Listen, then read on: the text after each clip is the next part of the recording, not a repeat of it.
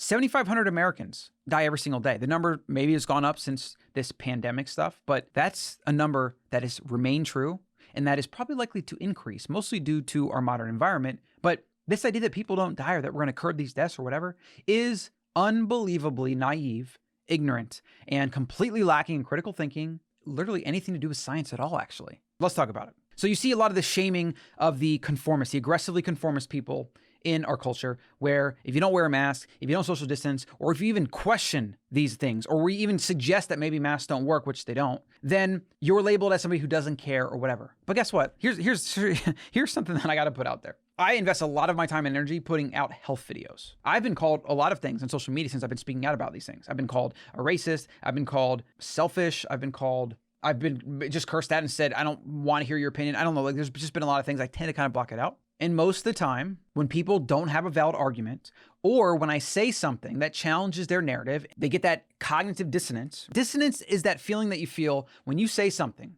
and somebody comes at you with something that conflicts with what you believe and you struggle with it. It's one thing if you're confident in your beliefs and you can debate it and you feel like maybe they don't have a point, but what you see is people lash out when people strike a chord because they're onto something, and in some cases, they're telling blatant facts. The ego defends their beliefs because this is an ancestral mechanism that kept our ancestors working and living together for hundreds of thousands of years. It's what people don't understand. We're designed to get beliefs in our head and keep them there. We fight them. We don't want to let beliefs go. That would threaten our status in a tribe. This is about what I just talked about, so we're gonna get there. The ego has to do things to protect the status quo, and the status quo is why you see so much confirmation bias. It's the signaling out of data that supports your belief and the ignoring and or selective hearing and seeing of anything that conflicts with what the brain currently believes. All humans fall victim to this. Most scientists fall victim to this. Scientists are supposed to be in the business of disproving what they believe or what they think. But you see how academia and science, especially done in colleges, you see how this isn't the case. Think about this for a second. I'm going to take a little bit tangent, but I'm going to come back. You publish, let's say, 30, 40, 50 papers. These things are basically your repertoire. They're your CV. This is how you get tenure. This is how people respect you. This is how people cite you. How many citations do you have? How many papers have you written? Well, guess what? Maybe you've been writing papers for years on one topic or around one topic, and then this new bit of information comes out that completely blows away everything you did, making it like null and void. Maybe you've been talking about low-fat, high-carb diets or plant-based diets for years. And then more and more research comes out suggesting that maybe that's not the truth or the best thing. Do you have an incentive to say, well, everything I did before, basically wrong. I just didn't know any better. Sorry. Or are you likely to suppress information that comes out that challenges not only what you believe, but what you, and this is important, ladies and gentlemen, what you want to believe. We all want to believe certain things. We all want to believe that we're right and everybody else is wrong. We all want to believe that in 2020, we have all the information we need to make all these decisions and science is basically solved. No matter what we want to believe though, Mother Nature, the planet, human beings, they're going to keep doing what they've always done. The only constant in the universe, this is important. The only constant in the universe is change.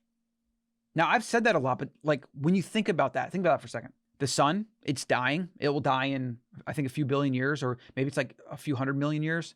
Earth, in one way or the other, I guess you could say it is dying because when the sun goes, Earth, at least life on Earth goes. Or actually, I believe the sun's going to explode and then it's going to take all of us with it. By then, we'll have colonized the stars and be in other places. So as long as we don't blow ourselves up with nukes first, humans will get there. But think about that a second. Everything changes. Nothing is constant. Your health, your income, your relationships, your children, you have a baby, and then it's a young adult, a teenager, maybe they leave this earth, etc. Your parents, your family, everything changes. Everything changes. The only constant in the world, in the universe, is that things change. Regression to the mean, entropy, all these things. Things explode, they die off, they are created, then they die off, etc. I guess you could say cockroaches and tardigrades are pretty constant. But if the sun blows up, they're going to be gone too. So if the only constant in the universe is change, do you see how fallible that makes the human mind? That is resistant to change, that tries to put the blinders on so it can believe what it wants to believe. So let's get back to the point at hand. 7,500 people die a year in America. Every day, no matter what, without fail. Some days it's more, some days it's less. Yet you see things like mass social distancing, lockdowns, and things like that. in the attempt to save hundreds or thousands. This is easy to do when you don't have a short enough feedback loop, because the assumption that most people believe and that the media and the politicians perpetuate is that there's no unintended consequences. But this is well understood. There's research for every 1% unemployment, something like 30 to 40,000 people a year die. Do people not starve? Do people not commit suicide? Suicides right now are at an all-time high. Domestic violence at an all-time high, which will lead to more murders. Child abuse at an all-time high, which will lead to more killing of children. And then all the side effects that you get from that, broken homes, which lead to other things, and then just a cascade of things that happen as things get worse.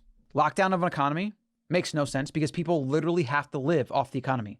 99.999% people, if they couldn't get food locally, would die. They wouldn't go out and hunt. They wouldn't even know what to do.